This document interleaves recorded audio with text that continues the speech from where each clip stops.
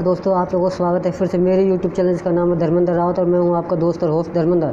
जैसे कि मैंने पिछले वीडियो में बताया था बॉब वुलमर के बारे में और उनकी मृत्यु से जुड़े कुछ बातों के बारे में। मैंने कहा अपने अगले वीडियो में मैं उस चीज़ का खुलासा करूँगा। तो आज मैं वो वीडियो आप लेके आया हूँ कि उनकी मृत्यु किन रहस्यमय कारणों से हुई, किस तरीके से हुई, और जब वहाँ पुलिस ने खोजबीन की, उनके केस की हिस्ट्री की जांच की, तो पुलिस ने क्या पाया, उनकी मौत हुई थी, हत्या थी, या वो प्राकृतिक रूप से अपने आप ही मर गए थे। तो इस चीज़ को देखने के लिए आप लोगों को पहले पूरा मेरा वीडियो देखना पड़ेगा। वीडियो देखने और मेरे चैनल को सब्सक्राइब कीजिए, लाइक कीजिए, शेयर कीजिए, कोई कमेंट कर सकते हैं तो कमेंट कीजिए और वीडियो को पूरे देखिएगा दोस्तों, क्योंकि बहुत सी ऐसी जानकारियाँ हैं जो मैं आप लोगों को देने वाला हूँ जो आपने इससे पहले इस विषय में नहीं सुनी होंगी। तो इसके लिए आपको वीडियो को पूरा देखना होगा। तो दोस्तों शुरू करते हैं। बॉब वुलमर एक ऐसी शख्सियत थे, क्रिकेट के इतने बड़े ज्ञानी थे कि मतलब जैसा मैंने अपनी पिछली वीडियो में बताया था कि उन्होंने उनके जीवन काल के एक एक रहस्य को मैंने आप लोगों को बताया, बचपन से लेके कि वो कितने प्रतिभाशाली थे क्रिकेट में। वो इकलौते पहले ऐसे कोच थे जिन्होंने अपने क्या कहते हैं कि कंप्यूटर एनालिसिस का प्रयोग किया। उन्होंने एयरफोन्स का प्रयोग किया कि कैप्टन और कोच के बीच में बातचीत हो सके। वो नई टेक्निक्स को क्रिकेट में अपनाने से डरते नहीं थे। वो हर चीज़ के लिए प्रोग्रेसिव रहते थे, हर चीज़ को नई, खासकर नई टेक्निक और क्रिकेट से रिलेटेड कुछ भी हो उसको बहुत बखूबी पकड़ते थे और उसे क्रिकेट में यूज़ करते थे। अपनी इन्हीं चीज़ों की वजह से और इन्हीं एग्रेसिवनेस की वजह से, क्रिकेट की इतनी बारीक जानकारी की वजह से वो दुनिया में नंबर 1 कोच साबित हुए। उन्होंने जिस टीम की कोचिंग की उस टीम को शिखर तक ले गए। पर 2007 18 मार्च वो दिन जो उनके जीवन का आखिरी दिन बना, उसके बाद से वो इस दुनिया से अलविदा हो गए। एक रहस्यमय तरीके से उनकी होटल के कमरे में मौत हुई, जिसके बारे में कोई सही जानकारी आज तक हमें नहीं मिल पाई है। कोई कहता है कि उनकी हत्या हुई, कोई कहता है कि उन्होंने खुदकुशी की, और यहाँ तक कि लोग कहते हैं कि और कुछ ने रिपोर्ट की कि प्राकृतिक कारणों से वो उन्हें हार्ट अटैक आ गया जिससे उन्हें मौत होगी। लेकिन सही वजह क्या है ये किसी ने नहीं बताया। आज मैं आपको बताने वाला हूँ इस पूरे केस के खुलासे के बारे में। मैं बताऊँगा क्या क्या चीज़ें उनके साथ कैसे कैसे घटी। बॉब वुलमर और उनकी मौत एक रहस्य बन के रह चुकी है आज तक हम लोगों के लिए। उस रहस्य से पर्दा हटाने का समय आ गया है दोस्तों। 18 मार्च 2007 को Bob Woolmer Pegasus Kingston Jamaica hotel Pegasus 12वीं मंजिल के रूम नंबर 374 के कमरे में और अपने बाथरूम में गिरे हुए मिले, उल्टे गिरे हुए मिले। उनके मुंह से खून निकला हुआ था और वोमिटिंग उल्टियों के धब्बे सामने दीवारों पे थी। उनके पैर फैले हुए थे। ये वहाँ के जब पुलिस ने छानबीन की तो वहाँ के पुलिस शील्ड ने, जो वहाँ के पुलिस कमिश्नर हैं, उन्होंने ये जानकारी प्रेस को दी। सन्नाटा इतना पसरा हुआ था कि उस बिना खिड़की वाले कमरे में ऐसा लग रहा है कि कोई भी आके अपना काम करके चला गया है। बहुत रहस्यमय तरीके से उनकी मौत हुई थी। पुलिस का ये समझ पाना अब तक कि ये किन कारणों से, किन हालातों से हुआ, ये नहीं समझ पाया। पुलिस ने जब इधर उधर की खोजबीन के तफ्तीश चालू किए तब पुलिस को एक एक तथ्य धीरे धीरे पुलिस के दिमाग में, पुलिस ने सबसे पहला रिपोर्ट और अपनी सबसे पहली जो स्टेटमेंट फाइल की वो पुलिस की थी कि गला दबा के इनकी हत्या की गई है। सबसे पहली रिपोर्ट पुलिस ने ब्रीफिंग प्रेस कॉन्फ्रेंस की कि बॉब वुलमर की गला दबाकर हत्या की गई है।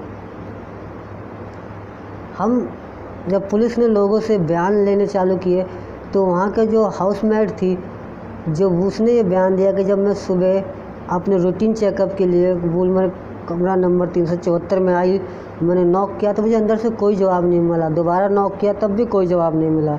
तीसरी बार उसने अपने की से रूम को खोला और अपनी साफ़ सफाई करके चली गई। बाद में फिर वो दोबारा आई तब भी उसने नॉक किया तो कोई जवाब नहीं मिला। फिर 2-3 बार नॉक करने के बाद जवाब नहीं मिला तो दोबारा वो कमरे में गई। रॉबिन्सन उनका नाम था। दोबारा वो कमरे में गई, इधर उधर देखा, उन्हें कोई नहीं मिला। तो जब वो बाथरूम की तरफ गई, वहाँ उन्होंने नॉक किया, उन्हें कोई नहीं मिला। अब उन्होंने बाथरूम का दरवाज़ा खोला तो उन्होंने देखा कोई शख्स ज़मीन पर गिरा पड़ा है, औंधे मुँह। उनके मुँह से खून निकल रहा है और उल्टियों के धब्बे सामने की दीवारों पर पड़े हैं। ये कोई और नहीं, बॉब वुलमर थे, जिसकी सूचना उन्होंने तुरंत पुलिस को दी। इतनी रहस्यमय तरीके से अचानक ऐसा क्या हो गया जिससे बॉब वुलमर को या तो हार्ट अटैक आया या उनको गला दबाकर मार दिया गया। पुलिस ने अपनी पहली तफ्तीश में यही कहा कि इनकी हत्या हुई है। और ये बड़ा ही विवादित सा बयान, ये क्रिकेट जगत में हड़कंप मच गया था जैसे ही सुबह न्यूज़ हुई कि बॉब वुलमर इज़ डेथ। ये क्रिकेट जगत में एक सनसनी फैल गई, क्रिकेट जगत में ऐसा एक हल्ला मच गया कि सडनली ये क्या हो गया, बॉब वुलमर जैसी शख्सियत ऐसा कैसे हो सकता है। जब पुलिस ने इसकी छानबीन की, उनके कंप्यूटर्स की जांच की, तो पता चला कि मरने से एक दिन पहले उन्होंने अपनी पत्नी गिल वुलमर को एक ईमेल किया था जिसमें उन्होंने लिखा था, है मेरे प्रिय, मैं ठीक हूँ और उम्मीद करता हूँ कि आप भी ठीक होंगे, लेकिन मैं थोड़ा परेशान हूँ और मैं समझ नहीं पा रहा हूँ कि सबसे ख़राब क्या है। वो अपने शायद सबसे ख़राब क्या है, एजबेस्टन में जहाँ वो साउथ अफ्रीका सेमीफाइनल में हार गई, या फिर वो पाकिस्तान आयरलैंड से ग्रुप मैच में ही बाहर हो गई। बहुत से लोग ये कहते हैं कि पाकिस्तान का आयरलैंड से हार जाना, ग्रुप मैचेस में बाहर हो जाना, ग्रुप में ही बाहर हो जाना, ये बॉब वुलमर इस सदमे को बर्दाश्त नहीं कर पाए और इससे उन्हें हार्ट अटैक आ गया। लेकिन पुलिस अपनी थ्योरी पर टिकी हुई थी। पुलिस का कहना ये था, जो शील्ड जो वहाँ के कमिश्नर थे जो इस पूरे केस की छानबीन कर रहे थे, उनका कहना ये था कि इनकी गला दबाकर हत्या की गई, और फॉरेंसिक रिपोर्ट जांच में भी यही आई थी कि इनकी गला दबाकर हत्या की गई है। उस रिपोर्ट जब उन्होंने अपनी ईमेल में अपनी पत्नी को अपने शायद दुखों को बयां किया, उन्होंने कहा कि मैंने खिलाड़ियों से बात की कि कुछ ऐसा है जो अच्छा नहीं हो रहा, तो कुछ खिलाड़ियों का ये बयान था कि अच्छा हुआ हम जमैका के लिए फ़्लाइट नहीं पकड़ रहे, गुयाना नहीं जाएंगे और अब हम अपने परिवार के पास वापस लौटेंगे, जिसके लिए वो बेहद खुश दिखाई दिए। शायद वुलमर एक ऐसी शख्सियत थे जिन्हें क्रिकेट अपने परिवार, अपने जीवन से भी बहुत ऊपर था। वो शायद क्रिकेट के लिए ही जिए और क्रिकेट के लिए ही मरे। क्रिकेट से बढ़कर उनके जीवन में कुछ नहीं था। बॉब वुलमर ने जीवन में बहुत उतार चढ़ाव देखे अपने खेल जगत में, इसलिए उन्होंने क्रिकेट को ही अपना सब कुछ बनाया। जब ये केस की छानबीन आगे चली तो पुलिस को कुछ ऐसा आभास हुआ, और जब पुलिस ने 2 दिन बाद जो स्टेटमेंट दिया था कि वुलमर की हत्या हुई है, उसकी ठीक 2 दिन बाद पेगासो होटल में पुलिस ने एक अर्जेंट आपातकालीन स्थिति की मीटिंग बुलाई, और वहाँ से 30 मील दूर जहाँ इंग्लैंड जाने के लिए रवाना होने के लिए पाकिस्तान टीम तैयार थी, तो ये वहाँ उन्हें फ़ोन करके कहा गया, जो उनके कप्तान इंजमामुल हक, उप कोच मुश्ताक अहमद और तलत अली जो उनके मैनेजर थे, उनको रुकने को कहा। बोला कि आपसे कुछ सवाल जवाब करने हैं, उसके बाद आपको छोड़ दिया जाएगा। और जब वो ये तीनों वापस फ़्लाइट पकड़ के जाने के लिए तैयार हो, तो प्रेस रिपोर्टरों ने उनसे यही सवाल किया कि क्या तुम लोगों ने बॉब वुलमर को मारा है। पुलिस को शक और इसलिए उन तीनों पे गहरा रहा था कि बॉब वुलमर की तुरंत मौत के बाद जो उनके मैनेजर तलत अली ने अपना नाम उस होटल में बदल लिया था और एक गलत नाम दिया था, जिससे पुलिस की शक की सुई उन तीनों की तरफ और ज़्यादा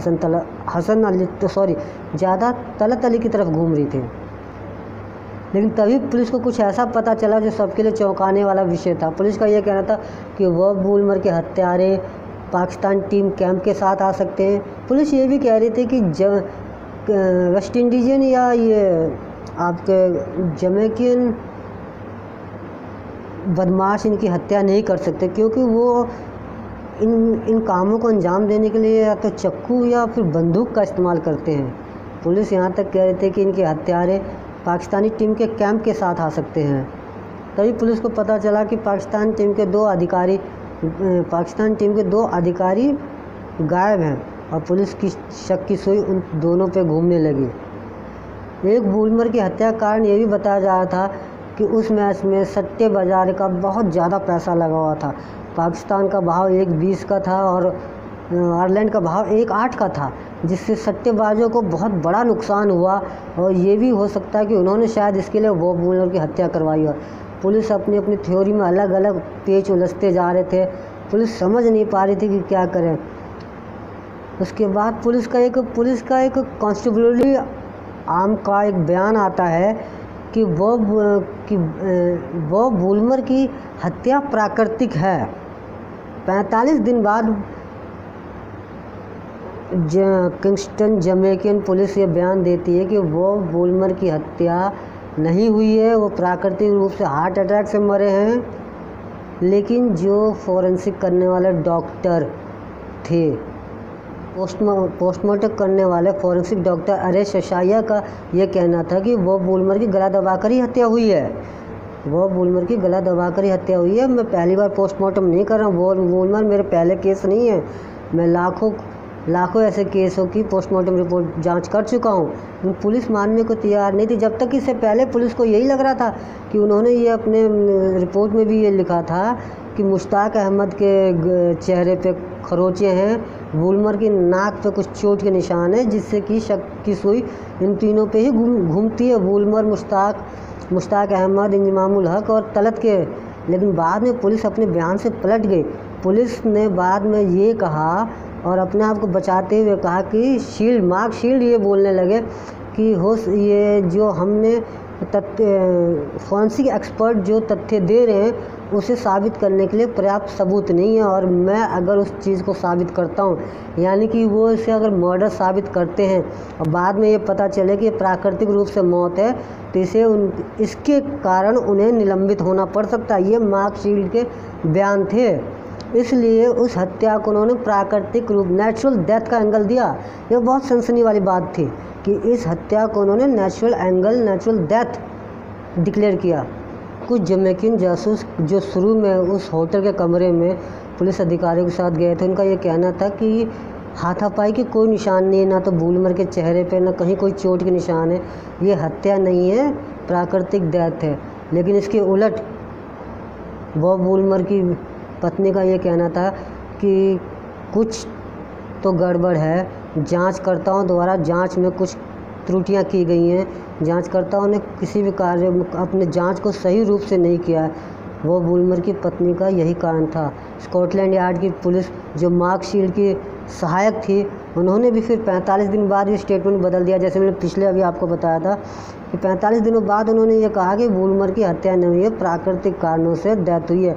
और इस बात पे बहस छिड़ गई फोरेंसिक एक्सपर्ट के डॉक्टर रे शेरशाह पे और मार्क शील्ड पे। डॉक्टर ये कह रहे हैं कि हत्या है, लेकिन मार्क शील्ड ये कतई मानने को तैयार नहीं थे। उन्होंने तो यहाँ तक कह दिया कि अगर मैं इसे हत्या के एंगल से जांचता हूँ तो इसके लिए मेरे पास पर्याप्त सबूत नहीं है, और मैं अगर ये साबित करने की कोशिश करता हूँ कि हत्या है और बाद में पता चला कि प्राकृतिक डेथ है, तो उन्हें इसके लिए निलंबन झेलना पड़ सकता है। जून को दक्षिण अफ्रीकी और कनाडाई रोगविदों ने ब्रिटिश फोरेंसिक एक्सपर्ट के साथ एक जांच की खोज की और उसके बाद उन्होंने बयान दिया कि बॉब वुल्मर की हत्या प्राकृतिक रूप से हुई है।